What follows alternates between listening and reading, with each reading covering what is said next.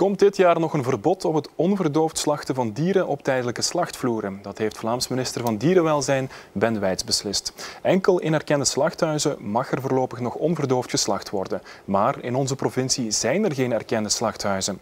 In onze provincie worden tijdens het offerfeest gemiddeld 4000 schapen onverdoofd geslacht. De Limburgse moslims zijn dan ook geschokt door deze beslissing. Ik neem het hem echt kwalijk, want zo toont hij aan dat hij een minister is van niet alle Vlamingen.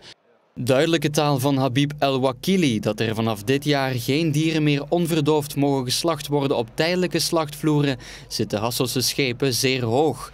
Minister Ben Wijts volgt naar eigen zeggen een Europese verordening waar onverdoofd slachten om religieuze redenen enkel is toegelaten in erkende slachthuizen.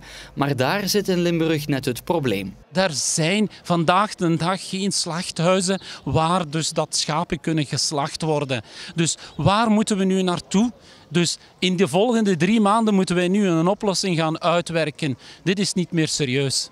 Nochtans was er overleg tussen Wijts en de betrokken partijen, onder wie ook de moslimgemeenschap.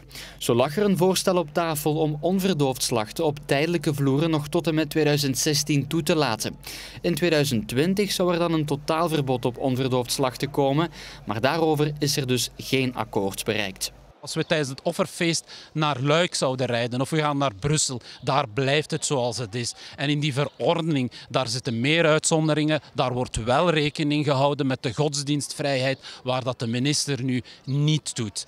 Ook in Genk en Maasmechelen reageren ze verontwaardigd op het nieuws. Vooral het feit dat er geen overgangsperiode is, zit hen daar dwars. En nu de tijdelijke vloeren verboden zijn, is de kans bijzonder groot dat de illegale thuisslachtingen zullen toenemen. Nu worden we eigenlijk teruggestuurd naar de vorige eeuw. Als het niet in slachthuizen kan, omdat er geen zijn, de tijdelijke slachtinrichtingen worden verboden. Ja, wat blijft er dan over? Je moet daar geen tekening bij maken.